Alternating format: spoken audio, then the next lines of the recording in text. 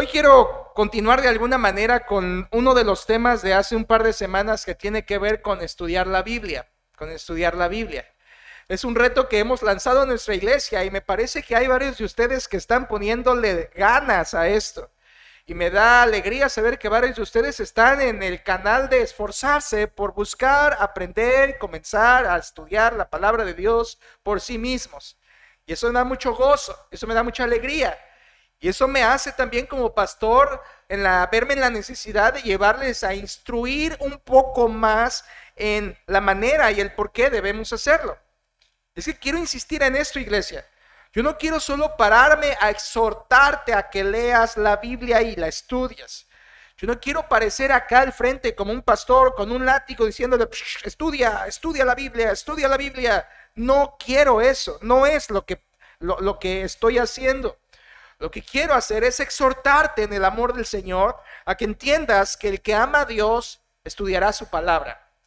Y que no solo quiero exhortarte, sino conjunto a eso, quiero instruirte en la necesidad y en cómo estudiar la Biblia de manera personal. Por lo tanto, hoy traigo una pregunta que es el tema que quiero estudiar mañana y tarde, y es una pregunta muy básica. Pero al estudiar de la Biblia vi que es tan esencial que si usted está empezando a estudiar la Biblia y no tienes la información que hoy te voy a dar de la palabra de Dios, puede ser que estés estudiando la Biblia en balde, en vano. La pregunta que hoy quiero estudiar con ustedes es, ¿quién puede estudiar la Biblia? ¿Quién puede estudiar la Biblia? En ese momento tú podrías decir, bueno, cualquiera que quiera hacerlo. La palabra de Dios es para todos. La palabra de Dios es un libro abierto. Quiero decirle que básicamente con lo que vamos a estudiar este día te va a quedar muy claro que esto no es así. La palabra de Dios es un libro disponible para todos, pero no es entendible para todos. Hay una gran diferencia. La palabra de Dios está disponible para todos. Todos lo pueden abrir, todos la pueden leer, todos la pueden indagar, todos la pueden estudiar. Y me asombra que hay personas incrédulas que la estudian. Me asombra que hay personas en las escuelas que toman la Biblia y la estudian.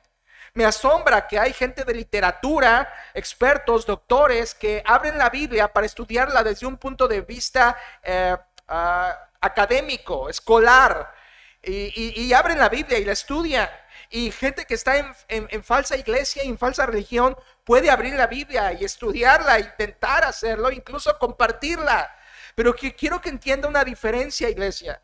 Una cosa es que la Biblia esté disponible para todos, y otra cosa, lo que vamos a estudiar hoy, es que la Biblia es entendible solo para algunos. Y es que hay ciertos requisitos que la misma palabra pone para la persona que quiera entrar y estudiar en ella. Sí, la palabra de Dios es un cofre que no tiene seguro, pero es un cofre que tienes que tener ciertos requisitos para poder aún así abrirlo y disfrutarlo. Así que hoy vamos a estudiar esto y es muy, muy importante, porque si tú estás estudiando la Biblia y no llenas los requisitos para estudiarla, estás haciéndolo en vano. O quizá lo has estado haciendo en vano por muchos años. Porque intentas abrir la Biblia en tu casa, intentas estudiar la Biblia en tu casa, intentas tener un tiempo en la Biblia solas en casa y no lo logras y estás fastidiada de fracaso porque quizá no te has tenido el cuidado de ver primero si eres la persona correcta en los requisitos para estudiarla. Hermanos, tú puedes estar haciendo un esfuerzo y en vano si no eres la persona que se acerca con las condiciones y requisitos necesarios para estudiar la palabra de Dios. Me encanta la pregunta con que inicia el Salmo 15.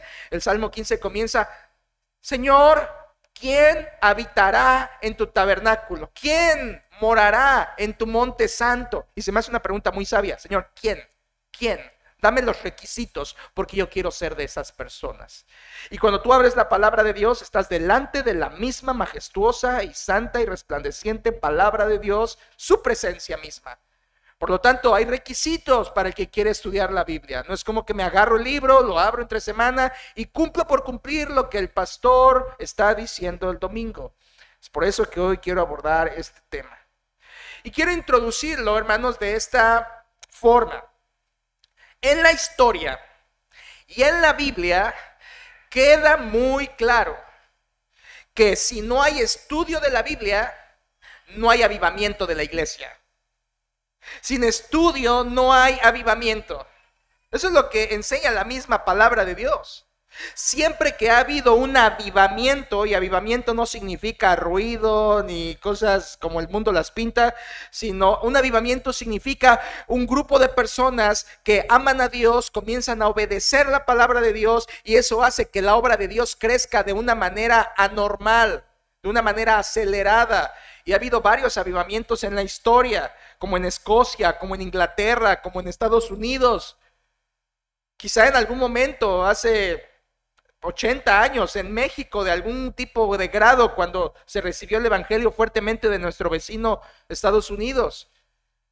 Pero el avivamiento siempre ha sido por gente que abre la Biblia y la estudia.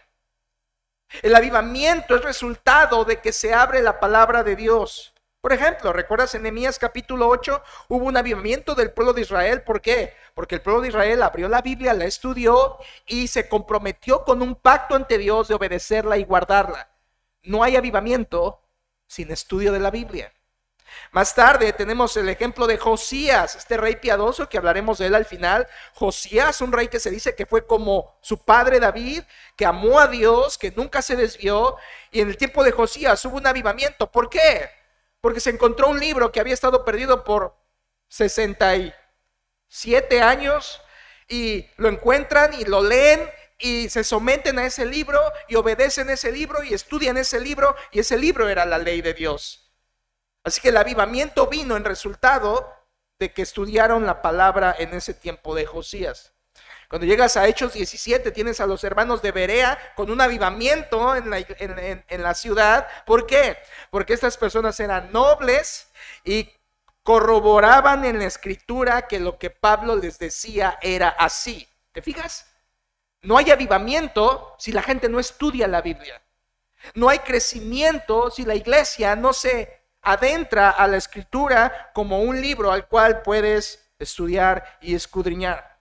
Oh, iglesia, pero estamos todavía un poco atrás. Porque aún las iglesias, incluyendo probablemente mucho la nuestra y la mayoría, todavía tienen la idea equivocada de que solo el pastor la estudia. Oh, qué mentira tan más grande. Qué mentira tan más diabólica. Cuando la gente cree que solamente el pastor la puede estudiar, entonces estás yendo en contra de lo que dijo el Señor Jesucristo. El Señor Jesucristo dijo: escudriñad las escrituras, lo dijo a todos. Por lo tanto, cuando una iglesia dice: no, yo solo voy a la iglesia, el pastor estudia, nos da y yo me voy. Esa es una idea equivocada. Lo que dije hace un momento de sin estudio no hay avivamiento, escuchen, no solo es a nivel nacional, no solo es a nivel familiar, no solo es real a nivel iglesia, es real también a nivel individual. Si tu vida no se acerca a la palabra de Dios, no hay avivamiento en tu vida. Escucha esto: si tú vienes los domingos y vienes los miércoles, pero el resto de los días tú no abres la palabra de Dios, no habrá avivamiento en tu vida. Esto es así. Esto es así. A nivel individual esto es tan real como a nivel nacional o a nivel familiar. Entonces, cuando una persona dice solamente el pastor es el responsable de estudiar la Biblia, estás en un error. Estás perdiéndote de mucho. Oh, hay personas que también en la idea equivocada dicen: no, estudiar la Biblia, sí. Todos la debemos estudiar, pero aquí está el error. Muchas personas creen así. Muchas personas dicen: sí, todos la debemos estudiar, pero solamente cuando nos reunimos con la iglesia. Ah, sí, los domingos qué bonito es estudiar la Biblia todos juntos. Oh, en un curso entre semana, oh, qué bonito es estudiar juntos la Biblia en la iglesia. Sí, pero ¿y en tu casa, a solas, privado, tú y Dios? Ese es el estudio. Esta semana platicábamos mi esposa y yo con una hermana, y yo decía esto, y lo creo porque así enseña la palabra de Dios. Escucha, iglesia, el tiempo que tú pasas a solas con la Biblia, estudiándola, es la vena principal que alimenta tu vida espiritual. El tiempo con la Biblia que tú pasas solo, no con la iglesia, no con los hermanos, no con la predicación del domingo, no. El tiempo que tú pasas a solas con Dios, en su palabra, estudiándola en la calidad en que la estudias, esa es la vena principal que está alimentando tu vida espiritual. Es básicamente tu vena. De ahí viene todo. Es por eso que muchas personas con la idea equivocada de que solo el pastor o solo en la iglesia han caído en una vida espiritual sin avivamiento. Hubo un filósofo danés llamado Kierkegaard, no tienen que recordarlo, pero él habló mucho de religión y de cristianismo. No coincidimos con todo lo que él decía, pero muchas cosas que dijo eran ciertas y me gustó esta que leí. Escuche, Kierkegaard dijo, y cito, con mucha frecuencia los cristianos asisten a la iglesia con una actitud como si fueran al teatro. Creen que el predicador es el actor y que ellos son los jueces criticando o alabando sus actuaciones. Cuando en realidad los creyentes son los verdaderos actores en el escenario de su vida.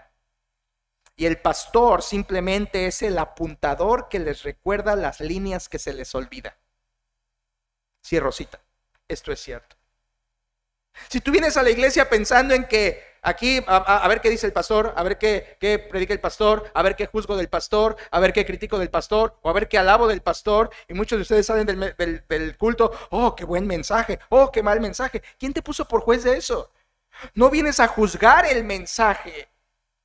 El verdadero actor de la iglesia eres tú. Tú, tu vida, en el escenario de tu vida, esa es la verdadera actuación importante. Miren, hermanos, mi propósito como pastor, predicándoles a ustedes con el privilegio semana tras semana, no es divertirlos, no es entretenerlos. Mi propósito como pastor cada semana es hablarles la palabra de Dios para recordarles lo que ya saben y que ustedes salgan y vivan en el escenario de su vida como Dios espera que vivan. Ustedes son los actores principales de la vida cristiana, no yo. Ustedes y su vida es su escenario. Y yo solamente el domingo les recuerdo cosas que ustedes ya saben para que vivan conforme a la palabra de Dios. Muchas personas no entienden eso y creen que venir el domingo es suficiente, se van, ya cumplieron. Están en un error tremendo. Son personas lejanas de la palabra de Dios, pensando que se trata de venir a criticar o quedar bien, pero su vida nunca está cercana a la palabra. Déjame decirte algo. Nunca sabrás lo que es un avivamiento en tu vida. Porque sin palabra estudiada no hay avivamiento en la vida. Una vez, al terminar de predicar, un pastor se le acercó una mujer al final del culto y le dijo: pastor, ¿sabe de qué me dan ganas cuando lo escucho predicar? Le dice el pastor: no sé, ¿de qué? Le dice la mujer: de ponerme a estudiar mi Biblia en la semana. ¡Wow! Fue el mejor cumplido que le pudieron haber dado a ese pastor. Predicas de tal manera que me hace querer hacer lo mismo de manera individual en mi casa. Eso es una verdadera alma hambrienta de la palabra de Dios. Y el punto está en que lo puedes hacer. El gran engaño es que el pastor porque fue instituto, el pastor porque es esto, el pastor porque no sé dónde sabe tanto, pero el pastor no es cierto, hermanos. Estudio como ustedes y pueden estudiar como yo. El punto es quién tiene los requisitos para acercarse a la palabra de Dios y desatar de ella todos los raudales de sabiduría que Dios quiere darnos. ¿Cumples esos requisitos? ¿Eres la clase de persona que Dios puede bendecir cuando abres su palabra? ¿Eres la clase de persona que Dios va a darle del agua de la escritura para saciar la sed y regar su corazón de tierra? Déjame decirle algo que puede sonar bastante atrevido. Y es esto, escúchalo. ¿Sabías que absolutamente todos en la iglesia deberían ser capaces de enseñar la Biblia? Sí. Todos en la iglesia deberían ser capaces de enseñar la Biblia a otras personas. Tú dirás, ¿en serio? Sí, eso es lo que la misma escritura dice. Por ejemplo, el apóstol Pablo le escribe a Timoteo, en 2 carta de Timoteo 2:2, dice: lo que has oído de mí ante muchos testigos, esto encarga a hombres fieles que sean idóneos para enseñar también a otros. Pues, Timoteo, pasa la estafeta de la enseñanza y que otros enseñen a otros y sea una estafeta que siga pasando. Hermano, no sé si te das cuenta, pero seas hombre o mujer, la vida cristiana es una carrera de relevos. La vida cristiana es una carrera de relevos. La vida cristiana no es, no es estar en la banca viendo. La vida cristiana es una carrera de relevos donde tú eres enseñado y tu deber es enseñar a otros y pasar la estafeta de la palabra de Dios a otros. Eso es lo que es la vida cristiana. El apóstol Pablo le dice a Timoteo: Timoteo, lo que tú aprendiste, enséñalo a otros, para que enseñen a otros, para que enseñen a otros, para que enseñen a otros. Tú deberías estar enseñando la palabra de Dios. Ahora tú dirás: pastor, pero ahí está hablando de hombres. Sí, pero ¿qué tal Tito 2:4? Donde habla que mujeres deben enseñar a otras lo que Dios manda que enseñen. Y tú dirás: ¿hoy solo en la iglesia? No, para nada. Las mamás, bueno, primero los papás deberían ser maestros en su casa de la palabra de Dios. Las mamás deberían ser maestras de los hijos de la Biblia en sus casas. Temo que estás pasando mucho tiempo queriéndole enseñar las tablas y las divisiones a tus hijos y los verbos predicado y todo eso y sujeto, y no estás pasando ese mismo tiempo enseñándoles verdades eternas que les van a ayudar a enfrentar la vida en este mundo. Todos en la iglesia deberíamos estar enseñando y ser capaces de enseñar a otros en tu hogar, en tu familia, en la iglesia, fuera de la iglesia. Pero ¿sabes por qué no se logra esto continuamente? ¿Sabes por qué no se logra que todos enseñen en la iglesia?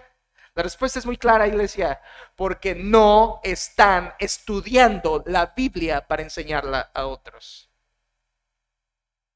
Yo puedo enseñar la Biblia porque la estudio y es mi trabajo, pero tú puedes estudiar la Biblia para enseñar a otros, especialmente tu casa. Esto no sucede porque no estamos estudiándola. ¿Saben qué creo muchas veces? Esto es triste, pero es real. Muchas veces la iglesia tiene la actitud de ser eternos alumnos. Eternos alumnos. Ya voy a la iglesia, vamos a ver qué nos van a enseñar hoy. He aprendido tanto en la iglesia, estoy aprendiendo cosas nuevas en la iglesia. ¿Saben, hermanos? La iglesia no es tanto una escuela. Yo se los he dicho antes, la iglesia no es tanto una escuela donde vienes a aprender. La iglesia, cuando nos reunimos, es más bien una casa de adoración a Dios. Si tú has visto a la iglesia como una escuela, estás en el sendero equivocado y te vas a perder.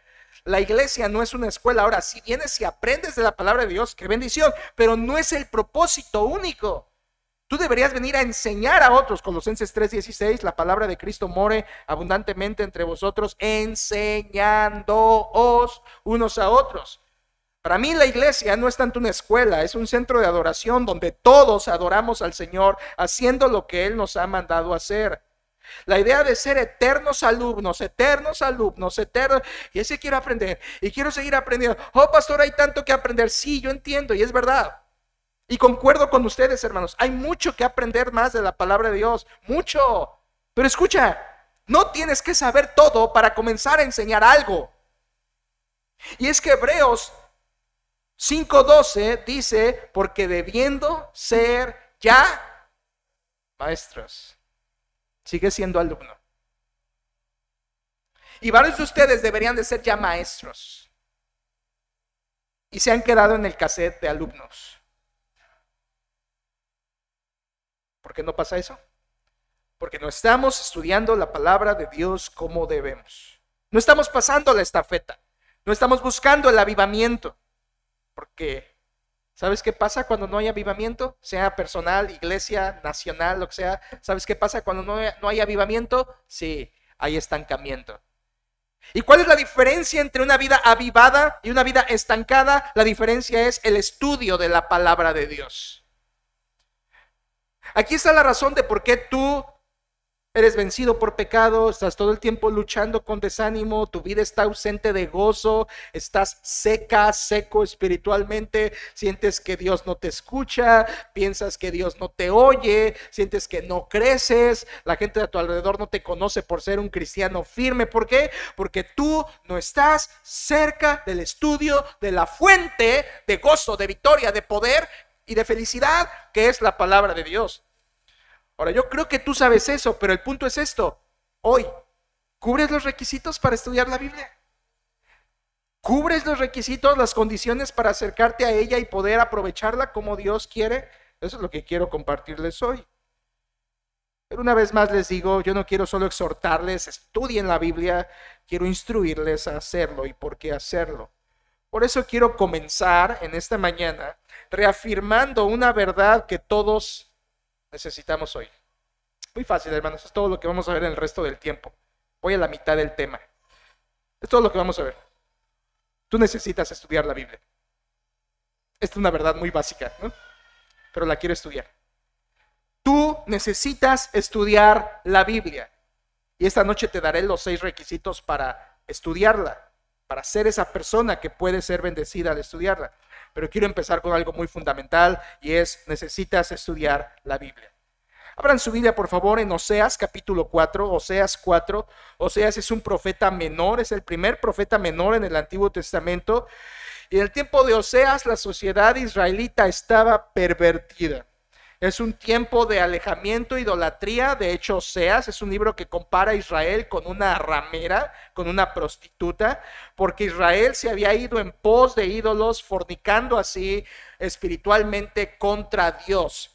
Y básicamente en Oseas, Israel es una ramera. Se ha ido tras sus amantes y ha dejado a su esposo, que es Dios. Ahora, era una ciudad, era un tiempo, era una sociedad llena de pecado. Y quiero que vean, por favor, si ya llegaron ahí, Oseas capítulo 4, dice la palabra de Dios, versículo 1. Vean el tiempo de Oseas. Oseas 4:1.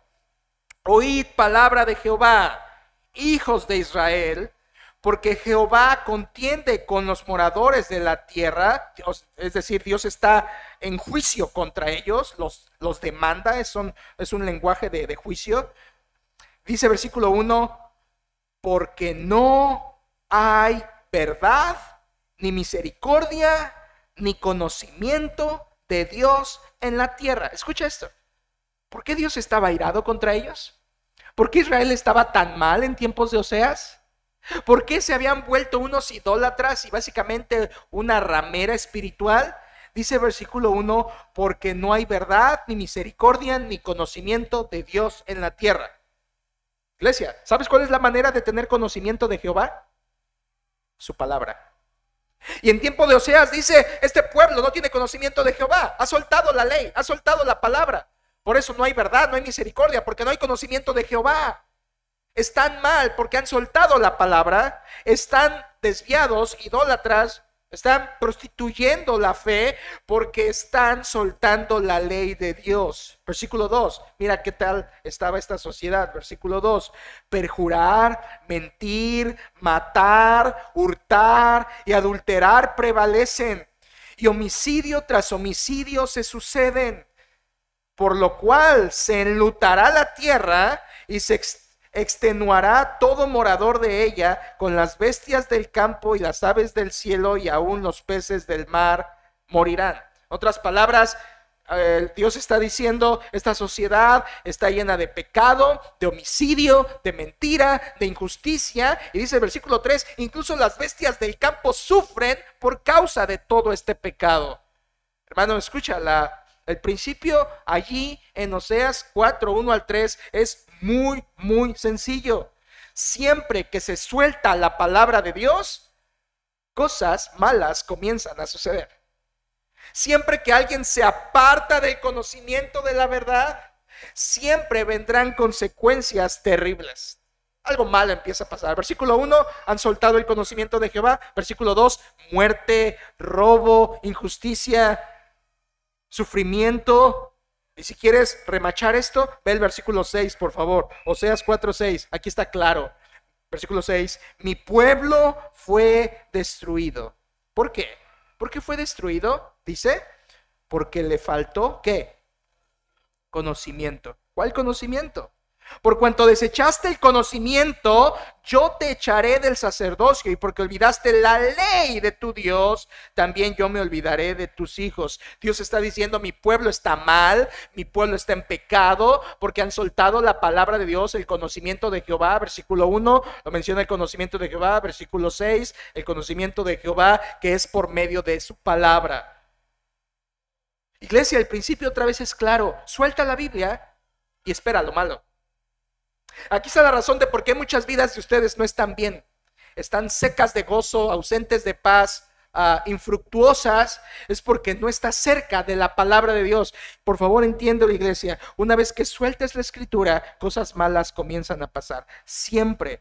Cuando tú sueltas la Biblia, abres el caos a tu vida. Abres el caos a tu alma, abres el caos a tu conciencia, abres el caos a tu mente. Y entonces de inmediato Satanás va a infiltrar pensamientos y va a modificar tus prioridades. Y ahora la Biblia ya no es tu prioridad, sino el gimnasio o tu trabajo o tu negocio o tu carro o lo que sea, porque no estás en la palabra. Por lo tanto, al soltarla, caos viene. Dios le dice en el tiempo de Oseas: mi pueblo fue destruido porque no buscaron el conocimiento de Jehová en mi ley, en mi palabra. Esto es igual así hoy. Ahora, piénsalo. Esto es aplicable de manera todos los grados, pero piénsalo en la iglesia. La iglesia puede ser destruida por falta de conocimiento de Dios. Si el pueblo de Dios no estudia la ley de Dios, ese pueblo es destruido. Proverbios 29, vamos, me parece un pasaje muy claro en cuanto a esto también. Proverbios 29, versículo 18, es un texto que puede apoyar. Proverbios 28, versículo 19, me fascina este texto, hermanos. Proverbios 29, 18, disculpen, 29, 18, dice la Biblia: sin profecía el pueblo se desenfrena. Qué palabras, ¿no? Otra vez, sin profecía el pueblo se desenfrena. ¿Sabes que usa la misma palabra que usa allá en Éxodo 32 cuando al pueblo se desenfrena? Y allá se traduce distinto, está fuera de control porque Aarón ha construido un becerro y lo están adorando y están desnudos bailando alrededor del becerro a la manera de los pueblos idólatras. Y Moisés está en el monte hablando con Dios y Dios le dice a Moisés: desciende porque este pueblo ha perdido el control. Misma palabra aquí, pueblo loco, un pueblo sin control, un pueblo alocado, un pueblo sin freno. ¿Cuándo pasa eso, hermanos? ¿Cuándo pasa eso? Versículo 18. Sin profecía. La palabra ahí realmente es visión. Y visión se refiere a un mensaje de Dios. Y el mensaje de Dios hoy está en su palabra. Así que podríamos decir, sin palabra de Dios, el pueblo se vuelve loco. Sin palabra de Dios, el pueblo queda fuera de control. Hermanos, esto es nosotros. Cuando no hay palabra de Dios en nuestra vida, nos desenfrenamos. Nos volvemos otros. Cuando no hay la palabra de Dios dirigiendo tu vida, estudiándola y dejando que ella permee tu corazón, entonces lo que va a pasar es que tú te desenfrenas. Empiezas con malas decisiones, empiezas con malas acciones, empiezas con malas actitudes y empiezas a abrir otra vez la puerta a todo el caos y le dejas puerta abierta al diablo y puerta abierta a las tentaciones y puerta abierta al mundo. ¿Por qué? ¿Cómo comenzó todo eso? ¿Es porque el pastor no te visitó? ¿Es porque en la iglesia no hay amor? No, es porque tú soltaste la escritura. Suelta la escritura y cosas malas van a pasar. El pueblo se destruye y ahora, Proverbios 29, el pueblo se desenfrena. Estamos en Proverbios, vaya al capítulo 1 y hay un refuerzo de esto. En Proverbios capítulo 1 lo estamos estudiando con los muchachos. En Proverbios 1, por cierto, Proverbios era el libro de texto de los hebreos, niños hebreos. Los niños hebreos iban a la escuela y su libro era Proverbios, hermoso. Si tú quieres instruir a tus niños, estudia con ellos Proverbios. Yo estoy instruyendo a los jóvenes en Proverbios también, tratando de hacerlo. Y Proverbios es un libro que los jóvenes y niños hebreos tomaban de manera muy en serio para aprender de la ley de Dios. Y quiero que veamos en Proverbios 1, versículo 20, dice la escritura, 1:20, la sabiduría clama en las calles, alza su voz en las plazas, clama en los principales lugares de reunión, en las entradas de las puertas de la ciudad, dice sus razones. En otras palabras, la sabiduría grita, está clamando para que le hagan caso. Aquí, jóvenes, ya lo saben, es una figura de lenguaje que se llama personificación. Está aplicando a la sabiduría atributos de una persona, como que clama, como que grita, como que llama, pero es la sabiduría misma. Y dice que esa sabiduría grita, clama. ¿Y a quién le grita? Versículo 22. ¿Hasta cuándo, oh simples, gente abierta de mente, amaréis la simpleza? Y los burladores, gente que rechaza la palabra, desearán el burlar. Y los insensatos, este es el extremo, los necios de corazón, aborrecerán la ciencia. Quiero que mires una vez más el versículo 20. La sabiduría clama en las calles, alza su voz en las plazas, clama en los principales lugares de reunión y en la entrada de las puertas dice sus razones. Hermanos, la sabiduría grita. La palabra de Dios quiere ser oída. O sea, la sabiduría está al acceso de todos. Es lo que dije al principio. La palabra de Dios está disponible. La palabra de Dios está disponible. Hermanos, no vivimos en la Edad Media donde solamente la Biblia estaba en latín y solo los curas podían leerlo. Así a veces pienso que tú vives, ¿no? La Biblia solo el pastor, él solo la entiende. Un lenguaje que solamente él entiende. Claro que no. Eso es vivir en el oscurantismo y retroceder la historia varios siglos. No, la Biblia clama, háganme caso. La Biblia, la palabra de Dios está disponible. Y nosotros deberíamos preguntar, ¿es verdad? Entonces, ¿qué dice la Biblia sobre la enfermedad? ¿Qué dice la Biblia sobre mi profesión? Soy médico, soy arquitecto, soy empleado. ¿Qué dice la Biblia sobre mi trabajo? ¿Qué dice la Biblia sobre criar hijos? ¿Qué dice la Biblia sobre el trabajo? ¿Qué dice la Biblia sobre ser retirado? ¿Qué dice la Biblia sobre la vejez? ¿Qué dice la Biblia sobre casarse? ¿Qué dice la Biblia sobre cualquier tema que tú pienses y tengas duda? Está disponible en la palabra de Dios. La sabiduría clama, busca ser oída. Así que la palabra de Dios siempre está allí porque nosotros la necesitamos. No podemos vivir como Dios quiere que vivamos hasta que conocemos su palabra. ¿Sabes? Romanos 12:2, no vayas, pero en Romanos 12:2 es un pasaje muy especial. En Romanos 12:2 dice el apóstol Pablo, no os conforméis a este siglo, sino transformaos. ¿Recuerdas ese texto? No te conformes al mundo, no tomes la forma o no te amoldes al mundo. Y después dice, sino transformaos, metanoia, de donde viene nuestra palabra metamorfosis, como el proceso de metamorfosis de una mariposa. Esa misma palabra se nos traduce ahí para transformación. ¿Pero de qué? ¿De qué debemos transformarnos? ¿De cuerpo? No creo que podamos mucho. ¿De cara? No se trata de eso. ¿Qué dice el texto? No te conformes al mundo, sino transformaos, ¿de qué? Por medio de vuestro entendimiento. Entendimiento. Lo que tienes que transformar es tu entendimiento. Ahora, Dios no te está mandando a un trasplante de cerebro. Dios te está llevando a una transformación de mente. ¿Sabes qué es eso? Muy fácil, que pienses diferente. Oh, pastor, yo antes pensaba así, pero ahora con la Biblia pienso así. Oh, yo antes pensaba que a los niños no se les pega, pero ahora entiendo que sí se les castiga. Oh, yo antes pensaba que el trato al esposo era de esta manera, pero ahora con la Biblia pienso diferente y lo creo y lo hago. Yo antes pensaba del pecado sexual de esta manera, pero ahora con la Biblia pienso de esta manera. ¿Qué está haciendo esta persona? Está dejándose transformar su entendimiento por la palabra de Dios. Y es la pregunta que te quería hacer. ¿Cómo se transforma el entendimiento? Solo por el poder de la Escritura.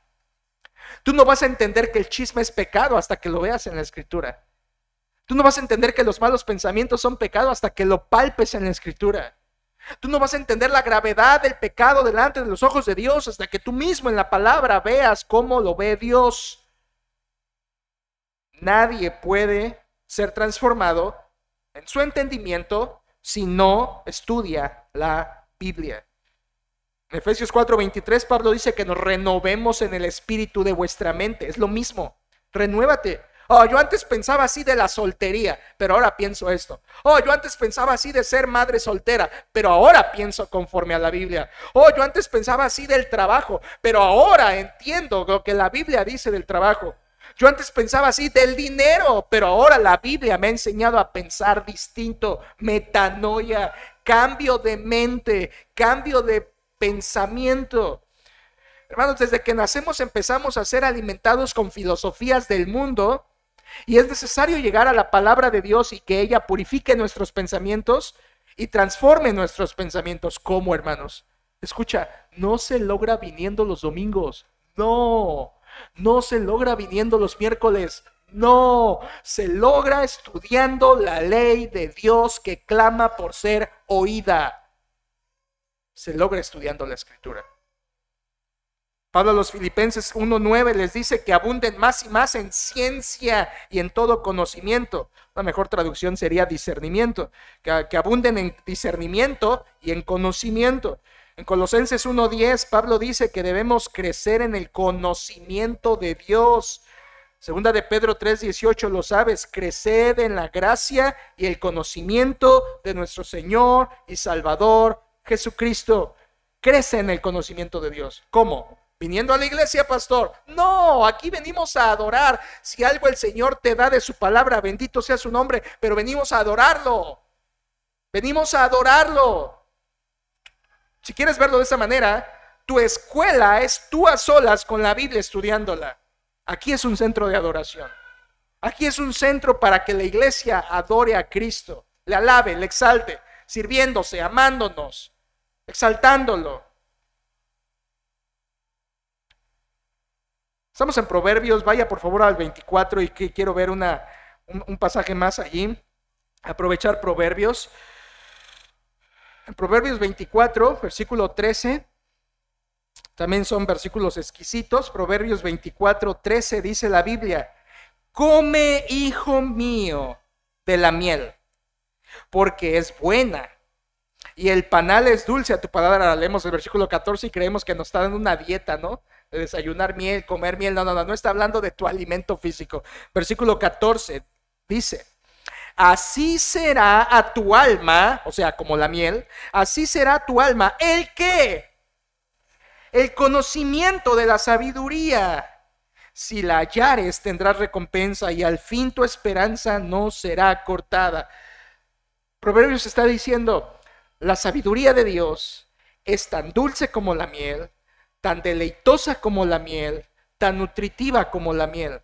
¿Dónde vas a adquirir la sabiduría de Dios? Está en su palabra, hermanos, por medio de Cristo. ¿Sabían ustedes esto?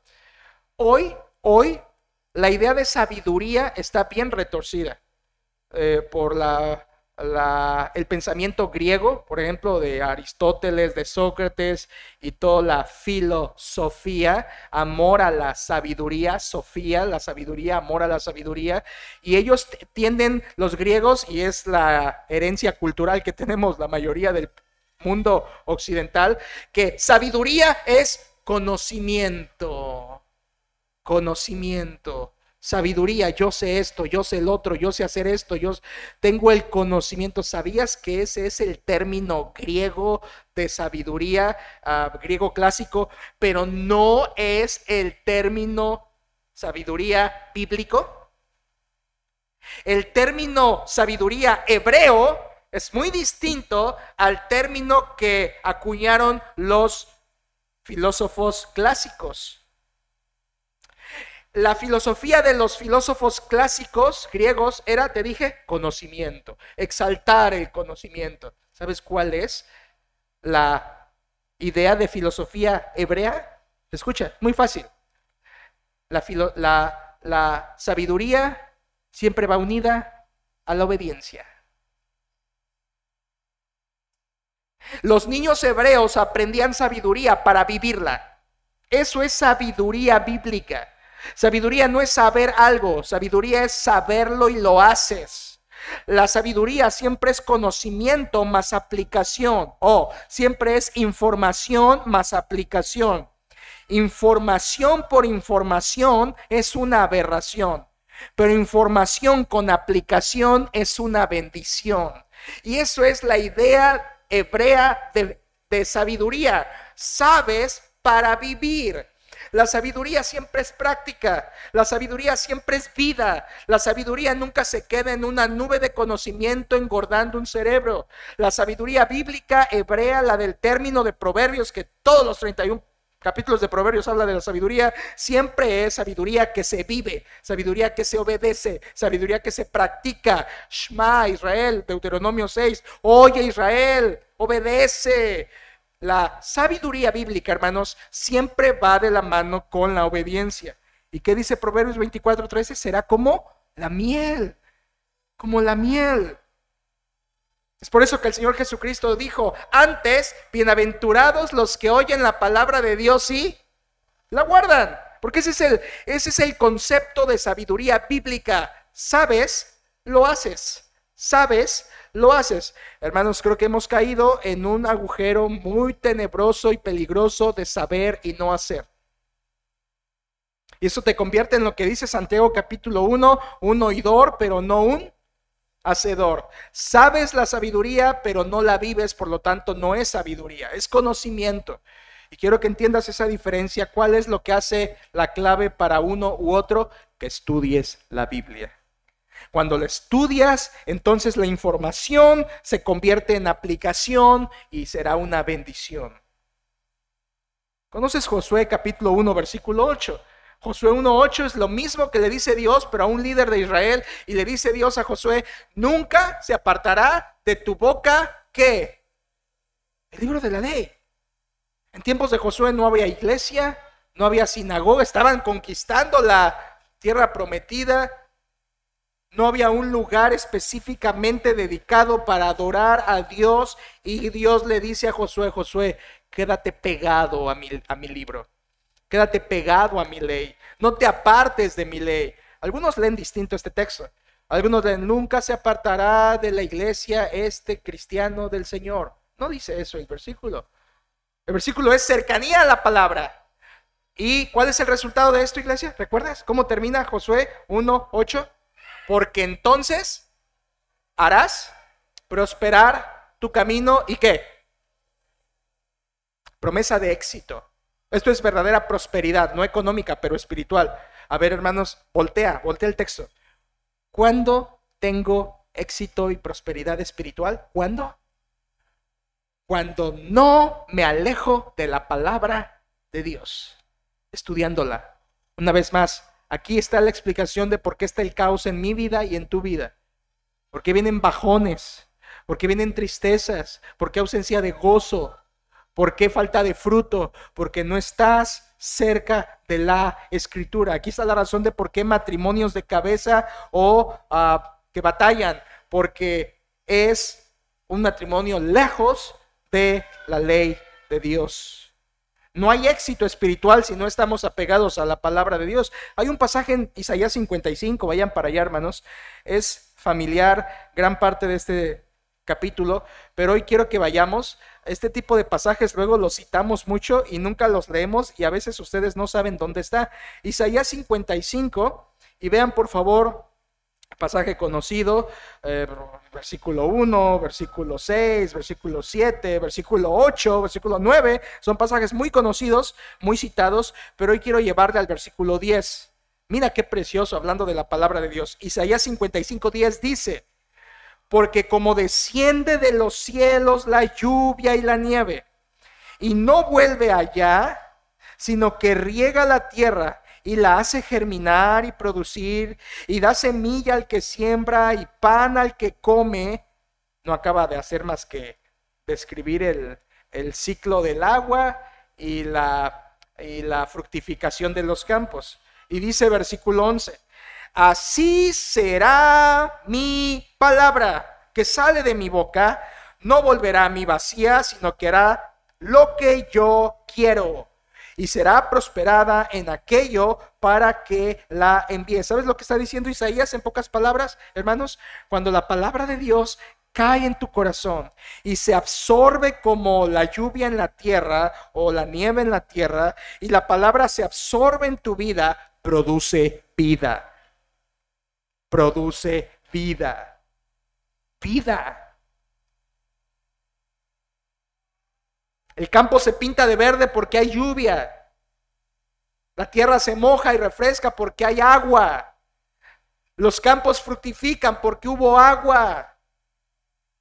La sequía impide fruto, y esto es magnífico porque Dios lo creó así en su creación para que darnos una lección espiritual a nuestra vida.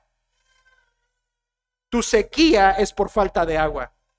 Tu corazón seco es por falta de agua. ¿Cuál agua? La palabra de Dios. El estudio de su palabra continua y consistente es lo que moja para que haya fruto en nuestros corazones. Miren, hermanos, déjenme abrirles una parte de mi corazón. A veces yo quiero que ustedes sirvan al Señor, y es mi anhelo, obviamente. No a veces, siempre. Pero hay ocasiones especiales donde quiero que sirvan al Señor, pero cuando sé que no están cerca de la palabra de Dios, es una lucha muy grande para mí. Porque yo digo, quiero que sirvan. Ellos quieren servir, pero no están cerca de la palabra de Dios. Su servicio va a ser ineficaz. Su servicio va a ser sin fruto. Su servicio va a ser en la carne, en sus fuerzas. Su servicio va a ser prácticamente sin valor delante del tribunal de Cristo. Esto es crucial, hermanos, es crucial. Si tu vida está en sequedades, no pongas a servirte, a servir a Dios. Primero mójate de la palabra. Ahora, no digas, está bien, voy a agarrar 15 años para mojarme en la palabra de Dios y después me pondré a servir. No seas tampoco desequilibrado. Comienza a mojarte, comienza a servir. Comienza a llenarte de la palabra, comienza a servir. No tiene que pasar un gran tiempo. Pero Isaías está diciendo, si la palabra de Dios se absorbe en tu corazón, esta produce siempre vida. Cae, no vuelve a Dios vacía, siempre produce vida. El Salmo 138, hermanos, no vayan para allá para ahorrar un poco de tiempo, pero en el Salmo 38, el salmista además nos recuerda cómo es que podemos adorar a Dios, sabiendo su palabra únicamente. Salmo 138, versículo 2 dice, me postraré hacia tu santo templo y alabaré tu nombre por tu misericordia y tu fidelidad. Escucha lo que sigue.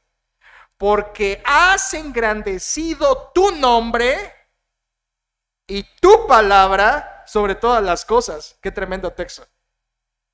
Has engrandecido tu nombre, Dios, y tu palabra. ¿Te fijas? En un solo texto nos dice que la palabra de Dios está al mismo nivel del nombre de Dios, de su gloria. Su palabra es igual a su gloria. Tan exaltada es su gloria como exaltada es su palabra. Hermanos, esto nos lleva a otro nivel, porque cuando tú has desechado este libro, has desechado la misma grandeza de la gloria de Dios. Ambos están en el mismo nivel. Has engrandecido tu nombre en el mismo nivel que has engrandecido tu palabra. Para Dios su gloria es tan importante y esencial como su misma palabra. Sobre todas las cosas, dice el Salmo. ¿Cómo vas a adorar a Dios, a servir a Dios, si no es por medio de la palabra exaltada en tu corazón? Y por supuesto, hermanos, como hace ratito les decía, el Salmo de la palabra, el Salmo 119, comienza de esta manera, hablando, exaltando también la necesidad de estudiar la Biblia. Salmo 119, 1 y 2 dice, bienaventurados los perfectos de camino, los que andan en la ley de Jehová. Bienaventurados los que guardan sus testimonios y con todo el corazón le buscan. Bienaventurado, ¿quién? ¿Quién? El que está en su palabra, el que está en su ley, el que guarda sus mandatos. No, iglesia, jamás doblaré mi corazón a decir que vengas el domingo es suficiente. Jamás. Estudia tu Biblia, lo necesitas. Caos viene cuando no lo haces. Todas estas citas que les he dado, cita tras cita, tras cita, tras cita, no demuestran otra cosa más que la importancia de que un cristiano esté cerca de la Escritura. Satanás está haciendo muy bien su trabajo, poniendo nuestras Biblias en la zona más olvidada de la casa, llenándose de polvo entre semana. Satanás está haciendo un trabajo muy eficaz. Porque él es el ladrón de la palabra, ¿no? Eso dice Mateo 13, Marcos 4, el que roba la palabra es el diablo. Cuando tú dejas la palabra ahí abandonada, esa es la voluntad del diablo. Él está haciendo un trabajo. Pero todos estos textos te he demostrado lo importante que es estudiar la Biblia. Por supuesto, hay dificultades para hacerlo. No es un libro sencillo, no es un libro siquiera que a la primera lo entiendas. Sé que incluye tiempo, esfuerzo y lo veremos esta noche un poco más, pero siempre trae recompensa. Porque el apóstol Juan en primera carta de Juan 1:4 dice: estas cosas os he escrito para que vuestro gozo sea cumplido. Cuando tú lees lo escrito, tu gozo se completa.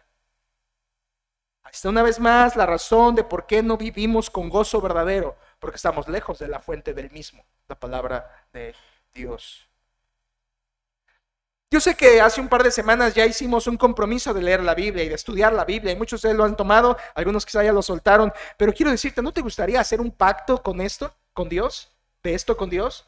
Ahora, no te espantes, pacto es una palabra bíblica, no tiene que ver con dinero, no tiene que ver con ofrenda, pacto es una promesa. ¿No crees que es momento de que hagas un pacto con Dios de estudiar su palabra? ¿No crees que es momento, dándote cuenta cuán importante y sabiendo que no hay obstáculo más que tu pecado para estudiar la Biblia? ¿No crees que es un buen tiempo en tu vida? ¿No crees que ya basta del tiempo pasado? ¿No crees que ya es hora de hacer un pacto, una promesa con Dios de que nada te va a quitar el tiempo y la calidad del estudio de la Biblia, y que a pesar de cansancio o sueño o lo que sea, o labores, vas a hacer un pacto de estudiar su palabra a la manera que Él quiere? ¿No te gustaría hacer un pacto así? Para animarte, quiero cerrar con un ejemplo de alguien que hizo un pacto y que eso nos anime. Ve a 2 de Crónicas 34 y es lo último. 2 de Crónicas 34, y quiero darte el ejemplo de un hombre que hizo un pacto de estudiar la Biblia. 2 de Crónicas 34. Y es el precioso ejemplo, como les decía hace rato, del rey Josías. El rey Josías fue un niño rey, comenzó muy temprano, pero estuvo siempre en el camino de Dios. Una temporada muy difícil, es uno de los últimos reyes.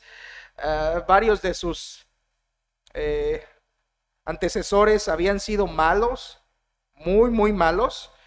Y quiero decirte que Josías hizo un pacto de estudiar la Biblia. Y en 2 de Crónicas, capítulo 34, el capítulo 34 es muy rico. Comienza con el reinado de Josías, todo lo que Josías hizo, cómo encuentra el libro de la ley a partir del versículo 8, un libro que había estado olvidado, porque ya sabes que su padre Amón y su abuelo Manasés fueron de lo peor en el reino del sur de Judá, además de Acaz, que también fue muy malo, pero no como Manasés. Y Manasés fue su abuelo, el abuelo de Josías.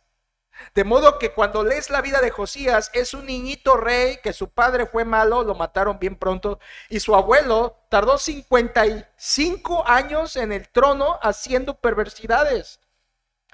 Pasó hijos por fuego, sacrificó a todos los ídolos, edificó lugares altos. La tradición dice que fue este rey malo, Manasés, quien mandó a cerrar al profeta Isaías, esto es, cortarlo por la mitad con una sierra.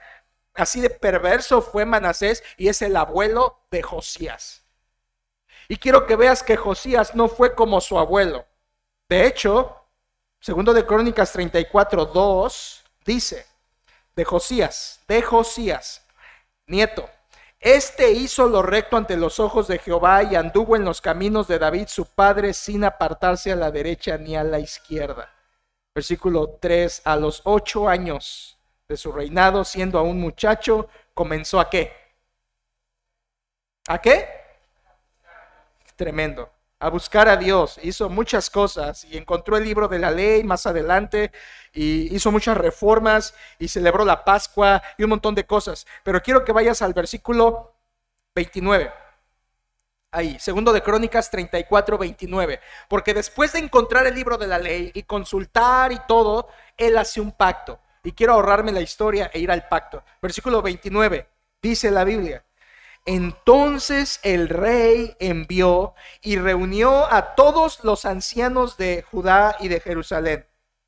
Y subió el rey a la casa de Jehová, y con él todos los varones de Judá y los moradores de Jerusalén, los sacerdotes, los levitas y todo el pueblo, desde el mayor hasta el más pequeño. Y leyó a oídos de ellos todas las palabras del libro del pacto que había sido hallado en la casa de Jehová. Esto fue un estudio en grupo, un estudio con todos los hombres de Israel, los líderes. ¿En qué desembocó?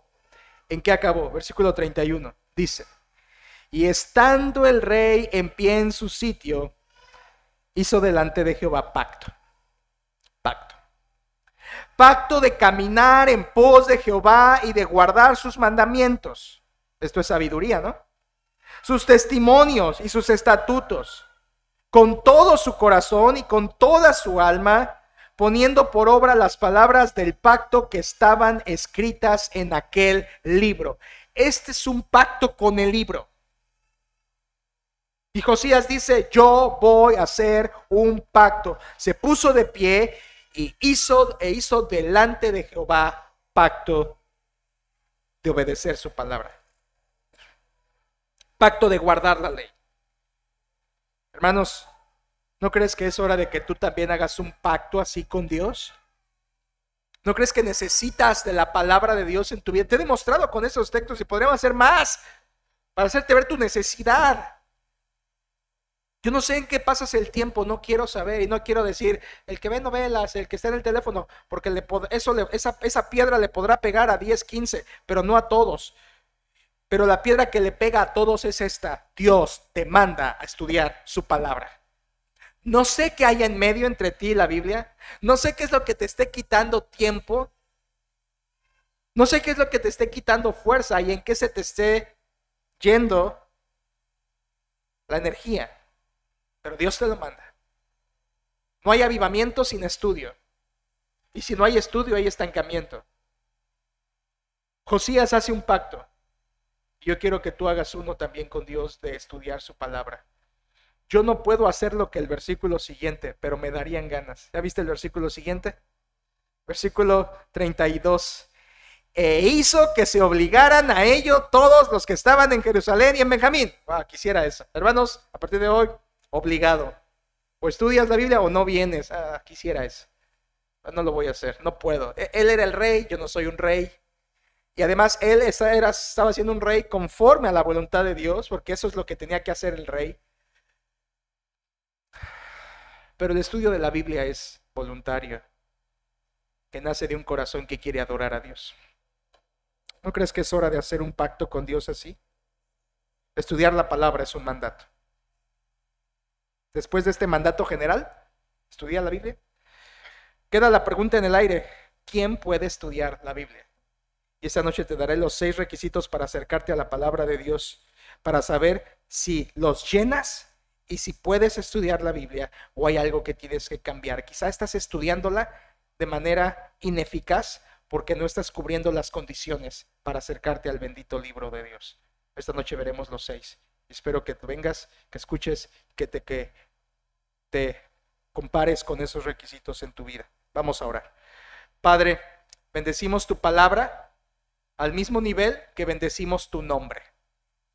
Tu palabra es verdad, ella es viva, es cortante, es la espada del Espíritu, es el agua que moja nuestros corazones y es la fuente de bienaventuranza, poder, victoria, gozo y paz. Mucha paz tienen los que aman tu ley. Es tu palabra la que nos santifica, porque en nuestro corazón guardamos tus dichos para no pecar contra ti. Es tu palabra, Señor, la que es miel a nuestros labios, alimento a nuestro espíritu, martillo que quebranta la roca. Gracias, porque tu palabra es la mejor bendición que podemos tener en esta vida junto con tu Espíritu Santo. Señor, hoy queremos hacer un pacto contigo y con tu palabra, de buscarla, de estudiarla, de amarla. Señor, en esta iglesia no estamos contentos con venir los domingos y estudiarla juntos. Queremos tener hambre y sed de ella todos los días. Queremos que ella marque nuestra vida. Queremos que ella dicte nuestros pasos, que ella alumbre nuestras decisiones. Queremos pasar tiempo en ella. Queremos que ella sea la que dirija nuestro actuar, nuestro pensar, nuestro hablar. Señor, queremos como Josías hacer un pacto con tu palabra. Nosotros somos los actores, Señor, en esta vida, y tu palabra es nuestro guión, nuestra guía. Señor, ayúdanos que en esta iglesia todos un día podamos estudiar tu palabra para enseñarla. Ayúdanos a pasar la estafeta de tu palabra a las próximas generaciones. Señor, sin tu palabra el pueblo es destruido, el pueblo se desenfrena. Pero gracias porque tu palabra está disponible y es capaz de transformarnos, no solamente saberla, sino obedecerla, como dijo Jesucristo. Gracias porque en tu palabra hay éxito y prosperidad y ella puede hacer fértil nuestro corazón cuando dejamos que nos moje con su sabiduría. Señor, gracias porque nos hace bienaventurados. Y todo esto queremos terminar, Señor, haciendo un pacto contigo. Ayúdanos. Haznos ver que nuestra vida cristiana estéril es por falta de estudio de tu palabra. Confesamos nuestro pecado. Avívanos con tu palabra y permite que ella, Señor, nos dirija. Señor, hacemos pacto cada uno en su corazón, quien lo desea hacer. Y te pedimos que esta noche al venir tú nos compares si estamos siendo las personas que tu palabra puede bendecir. Oramos con gozo, sabiendo y confiando en tu palabra que es verdad. En el nombre de tu Hijo, nuestro Señor Jesucristo. Amén.